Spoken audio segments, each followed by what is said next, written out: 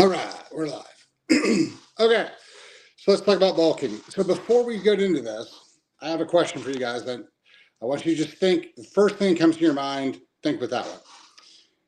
So I had two different patients, basically the same age, both guys. They were trying to bulk. One increased, I'm not kidding, one increased his calories by about 2,000 calories a day by eating extra Snickers because they're packed with peanuts. The other one increased about 1,800 calories, so close to 2,000, eating more steak. Now, in 6 months, they did this every day. In 6 months, which one do you think they had the same body changes? Do you think they looked the same? Do you think they felt the same? Do you think they had the same muscle mass gain? Do you think they looked exactly the same? If you said yes, we have a lot longer conversation to have. If you said no, then you understand kind of the concept of what's going on. So let me walk through this. The calories in, calories out thing is trash, and we really shouldn't go with it. And that question just proved it, because 2,000 calories is not 2,000 calories. You're like, well, there's a lot of sugar and trash in Snickers. You shouldn't eat that. You should eat the steak. Right. Well, there's the same amount of calories. So if it's a calories thing, then they would have been just fine. But if it's a macro thing, and that's actually what matters, how much sugar, how much protein, how much fat, that type of thing, if that really what matters, well, then we have to start looking at the macros, which has been my point the entire time. So let me walk you through some things I thought were hilarious that I've seen come up over and over and over again. These are just some of the more silly ones I've seen. So for a while, and I don't know if it's still a thing, but for a while, people thought the best thing to drink after they worked out was chocolate milk. And I don't know where this insanity started, probably with some milk company, but it's the dumbest thing I've ever heard. So I had a guy who was trying to bulk, and he was like, so I was drinking more chocolate milk. And I'm like, all right. I'm like, how much? He was like, half a gallon a day.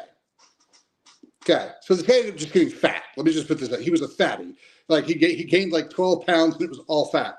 But let's walk through that. Chocolate milk, 24 grams of sugar per cup. Half a gallon a day is 8 cups. That's 192 grams of sugar he's added into his body. Now, yeah, I mean, there's protein in it. There's 8 grams of protein. So, 8 times 8 is 64. So he's getting 64 grams of protein, which you can get with, the easiest way to get that is with smoked turkey. Smoked turkey is probably the best thing you can eat. I'm a big fan. Or eggs. But anyway, so he got 64 grams of protein a day, but he got damn near 200 grams of sugar, high glycemic sugar, every day. And he was like, I don't understand why I didn't gain any muscle. Well, because the macros are screwed. Yes, you increase your calories. I think that's an extra, that alone is an extra like 1,600 calories, because chocolate milk is about 200 calories per cup. So yeah, he increased his calories, good job, but he just got fat because he ate a bunch of sugar. So, okay. The Snickers thing was a real deal. I had somebody who did that. I swear to God, like when he told me, I thought he was messing with me. I'm like, uh-huh. And he was like, I don't get it. And I was like, you eat Snickers? He was like, it's got a lot of peanuts in it. Peanuts have protein. He's like, I needed the calories, I need the protein. I thought it was the best thing to do because they're delicious. I was like, all right. And he was like, I see people eating bars all the time. I'm like, okay, all right. I had a guy who increased because he liked oatmeal, and he got really fat on it. And I'm like, walk me through this. And I was like, tell me about your oatmeal. And he's eating instant oatmeal, which has the highest glycemic function, and he would put sugar in it and cinnamon because sugar and cinnamon make everything better. And he's bulking, so it doesn't matter, right? And I was like, how much sugar? And he was like, a spoonful. Well, here's the thing. You have to understand when you say a spoonful what it is. And I was like, so the same spoon you eat like cereal with? And he was like, yeah, that's a tablespoon. So he was adding a tablespoon of sugar to his high glycemic oatmeal that he would eat a lot of every day. And he got fat. He didn't understand why. Again, when we're trying to bulk, what we're trying to do is we're trying to put on muscle mass, right? Okay, so the idea of this calorie deficit, calorie surplus thing is, again, if we go to calories, it's dumb. What you need is the chemicals your body requires to repair and regenerate tissue. The reason why bodybuilders have to go into bulking and a cutting cycle is because they're based on calories. What ends up happening is that they're still taking in their carbohydrates, their fats, and their proteins, but they're taking in a lot less of it. And so what ends up happening is that at the end of the day, you're just taking on giant amounts of fat. So that's the problem. So if you're cutting all your stuff, what ends up happening is that you lose a lot of muscle tissue as you're losing fat. So that's why they cut down there. Oh, I got to put my muscle mass tissue back on. So I'll just take that same idea that lost all this muscle mass and some fat, and I'll just radically increase it, and then I'll get all the stuff back. All right. Or you can just figure out what makes muscles grow and what makes fat go away from a macro standpoint, from a chemistry standpoint, and you'll be just fine. I gained the most amount of muscle I have ever gained in my entire life eating once every 48 hours. I didn't ever figure it out, but I think the calories on that was about 1,800 to 2,000, 2,100 for every 2 days. And you're like, well, that's no wonder you lost all the fat, because that was a calorie deficit. I gained substantial amounts of muscle. I literally swapped fat for muscle. That's for months. So it was about 30 pounds. And so because I was eating giant amounts of protein, I had my testosterone what we're supposed to be. I was taking in giant amounts of collagen, which is what the body needs to actually grow and regenerate and heal and that type of thing. And so I was getting the chemicals my body needed, and my body was getting all the ATP, which is what the body actually runs on, from lipolysis, which is a breakdown of fat. Your body makes energy two ways: glycolysis, which is breakdown of sugars, and lipolysis, which is breakdown of fat. And so that's the only way to do it. So if you're feeding your body a bunch of sugars and you exceed the amount of sugars your body needs in a day, it stores those sugars as fat so that it can later come back and use that fat to produce sugar again, because your body runs on sugar.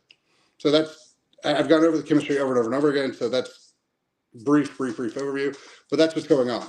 So if you're trying to bulk, what you need to do is focus on your amino acids, so your proteins, and you need to focus on your sleep. You need to focus on your workout. You need to focus on your androgens, so your testosterone, that type of thing. You need to focus on getting the waste out of your body and giving your body all the nutrients it requires to properly move along that path. So you're going to have to recognize that you're going to be producing a lot more lactic acid, which is why if you're in ketosis or you're in a fat oxidizing state, it works much, much better, because guess what your body uses lactate for, or lactic acid for? It goes through the Cori cycle, making more ATP so your body can generate more function. So it'll generate more energy so you can build more muscle tissue off the lactic acid that your body is producing as a waste product. Your body recycles everything. So that's a great way to do it. However, you've got to get yourself into that functional state. So the recovery piece is much, much, much more important. And then you've got to change your workout. You've got to go to failure every single time. You've got to live in failure. If you really want to gain muscle tissue, you've got to drop all your weights down. You got to drop your ego first. And then you got to recognize that my goal is to exhaust the muscle. I've got to tear it completely down. I have to be able to walk out of the gym and not be able to use that part of my body again. So if you do leg day and you can walk downstairs 10 minutes after you did it, you didn't do leg day right. So if you did a really good arm day and you can go jump in the car and drive home, you didn't do arm day right. You should not be able to use that appendage for a while, or that leg or that ab or whatever it is, for 20, 30 minutes. And then it could slowly start getting back. But you then have to feed that properly. And I'm not talking about calories again. It's, do we have the required nutrients to produce ATP? Guess what? If you're in a fat oxidizing state, you have all the fat you're ever going to need, so don't worry about ATP, which is why when you're bulking, it's best to get into a fat oxidizing state rather than live on carbohydrates. But again, and that's not true for every single person, but for most people, moving into that state is going to be more beneficial because of just the way your body's chemistry is set up. Again, not for everybody, but for a lot of you, about 70% of you. So that's going to be a more beneficial route. Now, where's your oxygen at night? Where's your methylated B vitamins? Are you taking in all the amino acids you need, specifically the branched chains? So the reason why whey protein and pea protein are the two that are used the very most is because they have the highest concentration of leucine. Leucine is the amino acid that produces muscle protein synthesis. It's a branched chain amino acid. The other branched amino acid that I love is isoleucine. Isoleucine helps do what? Gets nutrients into the tissue. Well, if it's sitting out in your interstitial fluid or in your gut, it doesn't help you much. You got to get it into the tissue that's actually trying to regenerate and heal. And so isoleucine helps you with that. So getting your branch chains in is going to be another big piece. You know what else your body needs desperately? Oxygen. So, okay, great. Like when you're asleep, where's your oxygen? This is why we do sleep studies. 100 is a lot better than 95. You're like, well, it's pretty close. Fine, be pretty close. Get 3 sets instead of 4. Get 60% of the way there every time. Have a nice time with that. So little things like that, but they all add up. So if you're trying to bulk, what you're basically trying to do is you're saying, I need to focus on my recovery more than anything. So I need to get in bed at a specific time. I need to make sure I get all of my sleep. I need to get that sleep at the same time every night. I need to wake up. I need to stay in a parasympathetic state. I need to make sure that when I'm eating, I'm digesting all that food properly. So we're going to have to talk about digestive enzymes. We're going to have to talk about methylated B6 because you're consuming more fat. You have to emulsify that fat with bile. Bile requires methylated B6 to stay in suspension. So, CoQ10, because you got to help make these ATP, right? You got to make the ATP to generate the function to grow the muscle tissue. So there's lots of little things that you guys need to put in there. You need to focus on your recovery, not your calories. Because what are we trying to do? We're trying to build muscle tissue. What builds muscle tissue? Recovery phase. And so you got to make sure that you've got all the chemicals you need. Throwing a bunch of sugar in the system, especially high glycemic sugar, is going to create inflammation. You'll hold a lot more water, but what's going to happen is because of that inflammation, you're going to just throttle back on the generation of anything in your body besides fat. And so what's going to end up happening is that this bulk you're on, because you're consuming all these sugars and all these things that are counterproductive, or if you're sensitive to it, like that's the other big piece, is that get tested for your food sensitivities. Like there's people like, oh, I'm just eating meat. Yeah, I have a lot of people who have high sensitivities to meat and don't know it. So we'll test them, we'll reset them, they're fine. But this is about recovery. Bulking is about recovery. So you've got to make sure that your sleep is perfect, your oxygen is perfect, your nutrient intake is perfect, your lifting is perfect. Like that's how you bulk. You don't just eat a bunch of empty, stupid sugar calories. So, and I see this all the time. We're like, oh man, I doubled my calories so I could gain more muscle tissue. Really? You thought that's all you got to do? There's just calorie surplus that's how we grow muscle tissue. No, it's not. It's not. Like you've got to feed it, but you have to feed it the actual chemicals it needs, the amino acids it needs. You've got to make sure that it has the ATP to function through.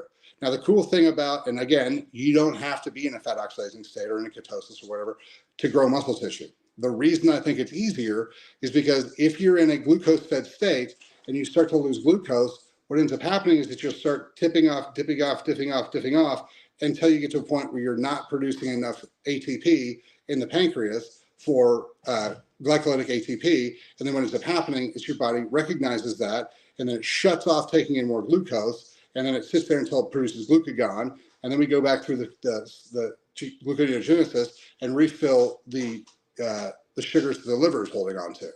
And so your body's still running on that stuff. If you move into a fat oxidizing state where your body is constantly burning a fuel source of fat, it never dips. Why? Because you have lots of fat. And so it'll just run on that. And so it's a 5 or 10% type of bonus thing. But when you're trying to gain muscle tissue, you want every little advantage you can get. And so that's why I recommend that one. Now, if you're trying to run and do endurance sports and things like that, you're most likely going to have more carbohydrates because that's more of a type 1 muscle tissue thing. But if you're trying to gain muscle tissue, regardless, then depending on the person, like I said, it doesn't work for everybody, but it's not the best thing for everybody. But being in a fat oxidizing state is oftentimes the best way to go. So even fasting, like I did, to maintain that fat oxidizing state will grow muscle tissue faster than eating a bunch of trash sugar. So, if you guys are really kind of trying to figure out how do we put on muscle tissue, that's how. You've got to abandon this calories thing because it doesn't allow for chemistry. I believe the calorie system, just like the BMI system, was designed to confuse people so they couldn't actually functionally do what they wanted to with their body, and they had to go take drugs for it. That's kind of where it is. There's a lot of things I think we're lied to about so that we didn't know how the body works, so we had to go ask somebody else. And so somebody else had power and control over us. But that's kind of where it is. So so that's what's going on with that. If you guys have any other questions, hit us up, questions@chalmerswellness.com. If you've been having struggles with this, call the office and we can put you through a program that'll actually, do this stuff properly. So we had a lot of chemistry this week. I think we're talking about semaglutide. We're talking about, what else are we going to do? We're talking about semaglutide, and there's something else we're going to do. Anyway, I'll talk to you guys about it later. Have a nice day. Thanks for your time.